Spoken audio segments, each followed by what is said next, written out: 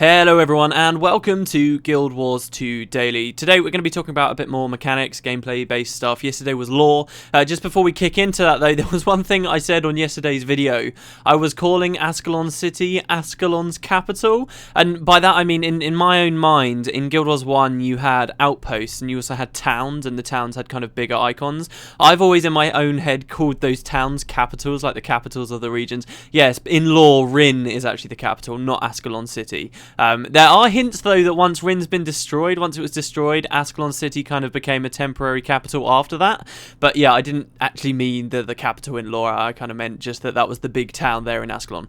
Anyway, yeah, so the footage in the background for today comes in from Guild Wars Insider. We had 2 days in a row of Guild Wars Online stuff. I just love that Kodan stuff from yesterday. I thought that was so cool. I saw loads of you commenting saying, oh, I want to be able to play a Kodan in the first expansion. Yes, Kodan would be a cool race. There is maybe some lore that suggests they could become an evil race at some point because they judge everyone very harshly. But yeah, I could totally see that. Kodan for an expansion. I must say though, I prefer the Tengu. I love the Tengu and I kind of want there to be Tengu when we get to go back to Cantha. Anyway, that's beside the point. The first question comes in from Crazy, there's no A in the name, but I'm pretty sure it's Crazy, who says, this is a question for the next daily. Ground AoE support skills versus mobile combat. Since Guild Wars 2 is trying to make positioning, evading, and generally moving a vital part of the combat system, I wonder where's the place for support skills which you have to stay in to get any effect from them. With people jumping around all the time, getting significant benefit from, for example, Healing Spring, doesn't seem to be worth changing the pacing of the game most of the time. So this is a good question. I've been thinking about this a little bit, but I actually, instead of thinking of it as a flaw of the combat system, I'm kind of thinking of one of the perks. So obviously in Guild Wars 2 they've tried to make the combat a whole lot less static, and they've done all kinds of different things to achieve those ends. Most importantly, obviously, that you can now use most of your skills while you're moving around.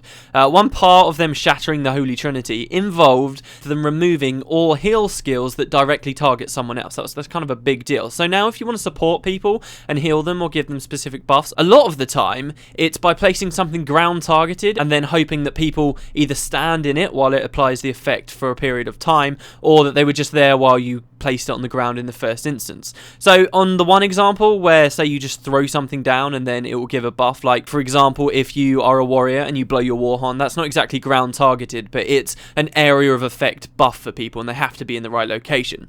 In that example, there's really not much of a problem. It's just a question of finding the right moment in the fight to be able to pull it off, and that comes down to the skill of combat, right? That's the cool part of it. There's a whole lot more movement, and there's also a lot more focus on using your skills in the right places and at the right time. So the importance and the difficulty of pulling that off is actually higher now, which means, of course, that there's going to be a higher skill cap, which is very, very good. You know, that's what we want to see in the combat. But then there's this idea of things like Healing Spring, and lots of different professions have got different skills like this. And in these situations, you're talking about having a combat system where everyone's moving around so much and a lot of it is placing your skill shots in the right location, and then suddenly expecting your whole team to stop and stand still in one spot while they heal up. And that could sound like quite a severe thing to happen and could drastically change, as you say, the pacing of the combat there. But I really think it's quite easy to imagine it's going to be a lot longer and more drawn out than maybe it will be to actually be effective. Obviously, numbers can be changed, right? So we could assume that all of these AoEs, right, only last a certain period of time, and if they're too weak, if it's simply not feasible to be standing in this location for a long time. I mean, one skill that springs to my mind is the Guardian skill, where they place down like this bubble that everyone can hide in and enemies can't like shoot projectiles through, which is really, really cool, and you heal up while you're in the inside.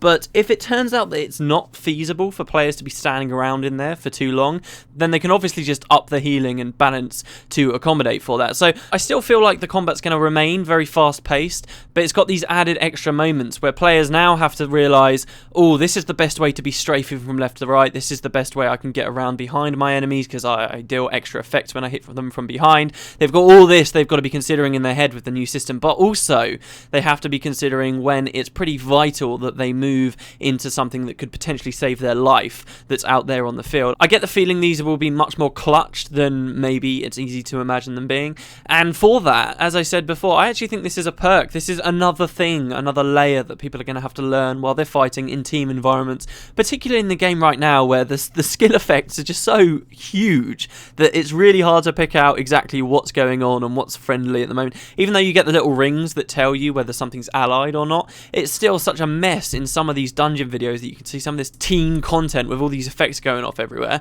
It's going to be a sign of skill to know when to get into these spots or not. The thing that really I think people are going to have to be considering is, say I'm a thief and I'm really low, maybe I've been knocked down or something, and now my friendly elementalist has thrown like a geyser onto my location, but I've just stealthed and I'm now running out of there, and that's going to frustrate not just you but also the elementalist as well. So there will be aspects like that to the combat, but I think you need to have situations like that occurring for other people to be able to say, hey look, we know exactly when to lay down our wards, we know exactly when to trigger our support skills, and we are dominating you for it. So yeah, I definitely do think it's just another nice layer to the combat, and there's nothing really conflicting here. It just depends how effective these skills really will become, and at the end of the day, that can always be changed through balances as the game gets older. Or hell, if they're just gimmicked from the start and broken beyond fixing, which I don't necessarily believe, but if they are, then they can just be balanced right on out of the game.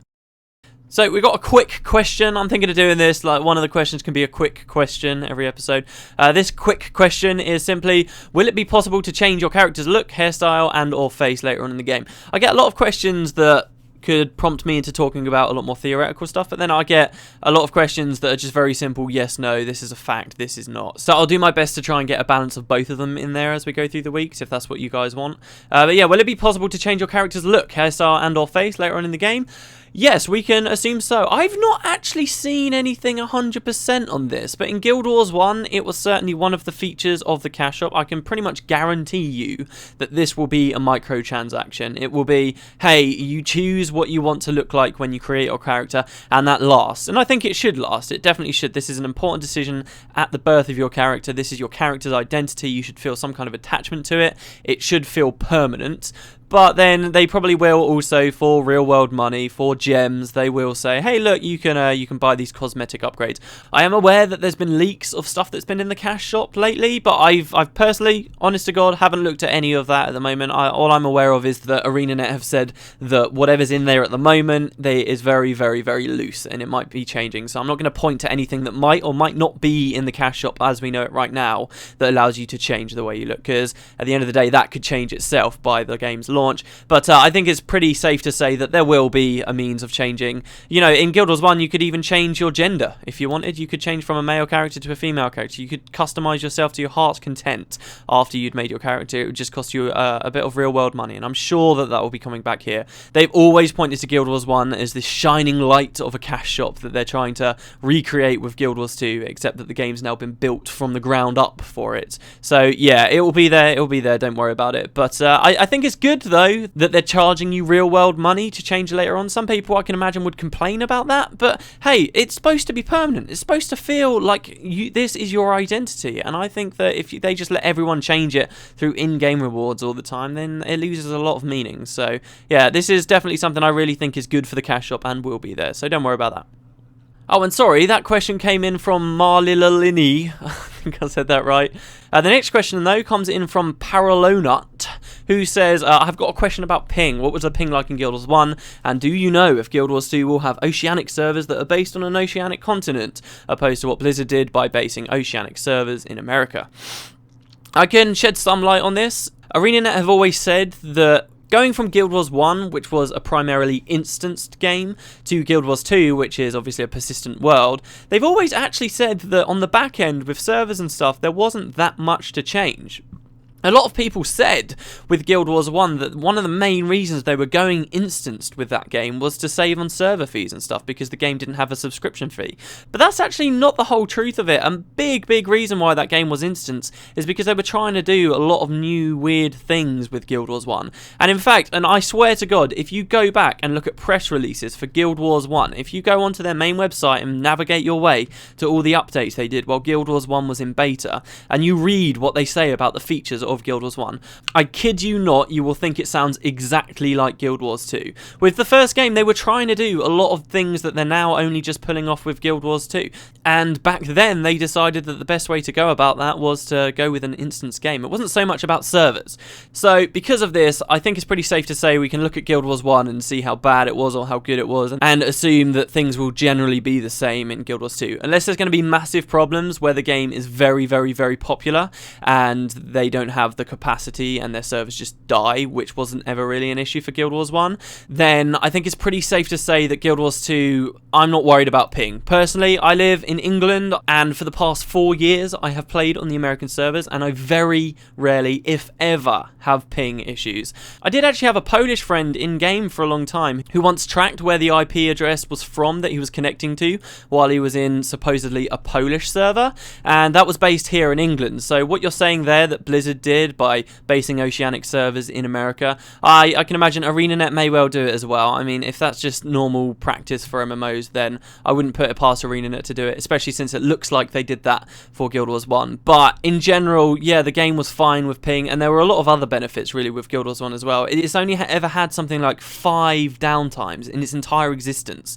and it's 7 years old now. It's only been down 5 times, the servers. That's pretty important. They have some amazing technology going on there where they could just do streaming updates. I don't know whether that will return for Guild Wars 2, or servers will have to go down for updates now that it is a fully persistent world. Let's hope not. They did say that they didn't make that many changes back there. But yes, aside from there being masses and masses of people that ArenaNet hadn't anticipated for at the game's launch, which, let's face it, is really when these problems are going to happen. Unless that happens, which screws the pooch, shall we say, I don't have any worries personally. Not as a seasoned Guild Wars 1 player of over 7 years, I really don't. So that's it for me today, guys. Thanks very much for watching. Thanks again to Guild Wars Insider for the footage. I probably will have used 2 clips again. I wonder what the other one is. But yeah, thanks very much for watching, guys, and I guess I will see you tomorrow.